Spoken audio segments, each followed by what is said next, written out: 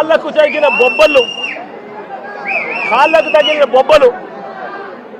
కాళ్ళ మీద కొడితే కాళ్ళకు తగిలిన బొబ్బలు చూడండి ఎంత దారుణంగా ఉన్నాయో. ఇది జరిగిన తర్వాత మళ్ళీ స్టేషన్కి తీసుకెళ్ళి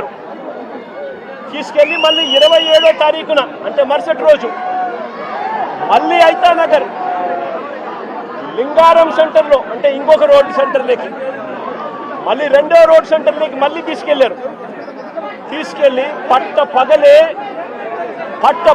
మళ్ళీ రోడ్డు మీద మళ్ళీ రెండోసారి అతి కిరాతకంగా కొట్టడమే కాకుండా 3 రోజుల నుంచి వీళ్ళు స్టేషన్లోనే ఉండారు, వీళ్ళ పోలీసులు అదుపులోనే ఉండారు. 25వ తారీఖున తీసుకొచ్చారు, 26వ తారీఖున వాళ్ళ దగ్గరే పెట్టుకున్నారు, 26వ తారీఖున రోడ్డు మీద కొట్టారు, రాత్రంతా వాళ్ళ దగ్గరే పెట్టుకున్నారు, 27వ తారీఖున మళ్ళీ ఇంకో రోడ్డు దగ్గరికి తీసుకొచ్చారు. అంటే 3 రోజులు వాళ్ళ అధీనంలోనే ఉన్నప్పుడు వీళ్ళు నడు రోడ్డు మీదకి తీసుకొచ్చి విక్టర్ జోబీలో అంటే జూనియర్ అడ్వకేట్ జోబీలో ఒక కత్తి వీళ్ళే పెట్టి ఇద్దరు విఆర్ఓలను అక్కడికి పిలిచి మారణాయుధం విక్టర్ జోబీలో ఉన్నట్టుగా పంచనామా రాసుకున్నారు. నేను అడుగుతా ఉన్నా, 3 రోజులు మీరు స్టేషన్లో పెట్టుకున్నారు, 25, 26 మీ దగ్గరే పెట్టుకున్న వ్యక్తిని 27వ తారీఖున రోడ్డు మీదకి మళ్ళీ 2వ సెంటర్లోకి తీసుకొని వచ్చి అక్కడ విక్టర్ జోబీలో కత్తి ఉంది అని చెప్పి విఆర్ఓలను అక్కడికి పిలిపించి విక్టర్ జోబీలో నుంచి కత్తి తీయించి విక్టర్ దగ్గర మారణాయుధం ఉందని పంచనామా రాయించినారు. మరుసటి రోజు అంటే అక్కడ కూడా కొట్టడం జరిగింది. ఆ తర్వాత మరుసటి రోజు అంటే ఏప్రిల్ 28వ తారీఖున కోర్టులో హాజరుపరిచారు. కోర్టులో వీళ్ళు హాజరుపరచడానికి మునుపు వీళ్ళు డాక్టర్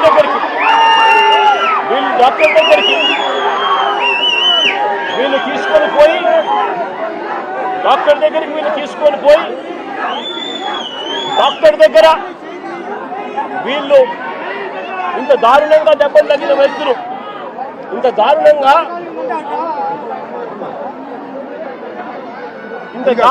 కొడితే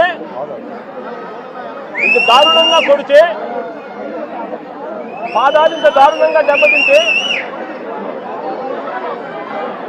డాక్టర్ దగ్గర ఎలాంటి దెబ్బలు తగలలేదు అని చెప్పి డాక్టర్ దగ్గర వీళ్ళు సర్టిఫికెట్లు తీసుకొని వీళ్ళు 28వ తారీఖున కోర్టులో హాజరుపరుస్తారు. నేను అడుగుతా ఉన్నా, పోలీసులు కొట్టారని గాయాలు ఉన్నాయని జడ్జి గారికి చెప్తే మళ్ళీ ఎస్పీ ఆఫీసుకు తీసుకెళ్లి కరెంటు షాక్ ఇస్తామని చెప్పి కూడా పోలీసులు బెదిరించారు. నేను అడుగుతా ఉన్నా, ఏ సమాజంలో మనం ఉన్నాము అని చెప్పి. ఏప్రిల్ 24వ తారీఖున తనపై హత్యాయత్నం చేశారని కానిస్టేబుల్ మరుసటి రోజు ఉదయం 10 గంటల వరకు ఎందుకు ఆగారు అని అడుగుతా ఉన్నా. పోలీసులు చెప్పే మాటలు వాస్తవమే అయితే 24వ తారీఖున ఘటన జరిగితే మరుసటి రోజు 25వ తారీఖున పొద్దున 10 గంటల దాకా తనపై హత్యాయత్నం చేయడానికి ప్రయత్నం జరిగింది అని పోలీస్ కానిస్టేబుల్ ఎందుకు మరుసటి రోజు ఉదయం వరకు ఎందుకు ఆగారు, ఎందుకు చెప్పలేదు అని అడుగుతా ఉన్నా.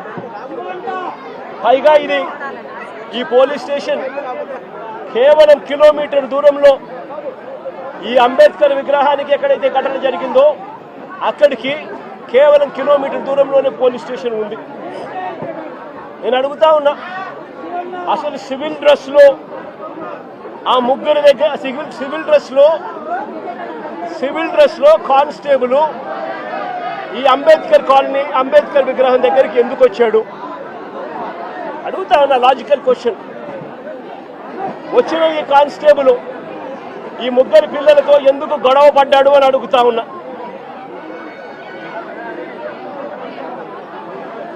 ఏప్రిల్ 25వ తారీఖున ఉదయం వీరిని అదుపులోకి తీసుకున్న పోలీసులు, ఏప్రిల్ 25వ తారీఖున మంగళగిరికి వెళ్ళి వీళ్ళని అదుపులోకి తీసుకున్న పోలీసులు ఎందుకు 24 గంటల్లో కోర్టుకు హాజరుపరచలేదని అడుగుతా ఉన్నా. ఎవరినైనా అరెస్ట్ చేస్తే 24 గంటల్లో కోర్టు ముందర హాజరుపరచాలి అని చట్టం చెప్తా ఉన్నప్పుడు ఎందుకు 24 గంటల్లో హాజరుపరచలేదు అని చెప్పి ఇదే పోలీసులను గట్టిగా నిలదీస్తూ అడుగుతా ఉన్నా. ఇది చట్టాన్ని ఉల్లంఘించినట్టు కాదా అని అడుగుతా ఉన్నా. ఈ కేసు టూ టౌన్ పోలీసులు హ్యాండిల్ చేస్తా ఉన్నప్పుడు, ఈ కేసును టూ టౌన్ పోలీసులు హ్యాండిల్ చేస్తా ఉన్నప్పుడు పక్క స్టేషన్లో ఉన్న ఇంకో సిఐకి ఈ కేసుతో ఏం సంబంధము అని అడుగుతా ఉన్నా. ఎందుకు పక్క స్టేషన్లో ఉన్న ఇంకో సిఐ కూడా ఇలా వచ్చి కొట్టే కార్యక్రమంలో ఎందుకు పాల్పంచుకున్నాడు అని అడుగుతా ఉన్నా. అతను కూడా వీరిని దారుణంగా కొట్టే పనిలో ఎందుకు దిగాడు అని అడుగుతా ఉన్నా. కోర్టు కన్నా ముందు, కోర్టుకు ప్రవేశపెట్టే ముందు వీరిని హాస్పిటల్కు ఎందుకు తీసుకెళ్లారు అని అడుగుతా ఉన్నా. కోర్టుకు ప్రవేశపెట్టే ముందు వీరిని హాస్పిటల్కు ఎందుకు తీసుకొని పోవాల్సి వచ్చింది అని అడుగుతా ఉన్నా. కోర్టుకు పరిచయం ముందు ప్రభుత్వ హాస్పిటల్కు ఈ ముగ్గురిని తీసుకెళ్లినప్పుడు తనను పోలీసులు కొట్టారని, గాయాలు కూడా ఉన్నాయని వీళ్ళు పదే పదే ఆ గాయాలను చూపుతూ డాక్టర్లను అడిగితే అక్కడి డాక్టర్లు ఎందుకు నోట్ చెయ్యలేదు అని అడుగుతా ఉన్నా. ఇంతటి దారుణంగా కొట్టినప్పటికీ, ఇంతటి దారుణంగా గాయాలు కనిపిస్తా ఉన్నప్పటికీ ఎందుకు డాక్టర్లు దాన్ని నోట్ చేయలేదు అని అడుగుతా ఉన్నా. అంటే కేవలం మెడికో లీగల్ కేసు అవుతుంది అని, కేవలం మెడికో లీగల్ కేసు అవుతుంది అని, మెడికో లీగల్ కేసు కాకుండా పోలీసులు డాక్టర్ను కూడా ఈధర్ బెదిరించాలి, లేదా డాక్టర్ కూడా ప్రలోభాలకు లోనయ్యన్నా ఉండాలి. ఏప్రిల్ 26వ తారీఖున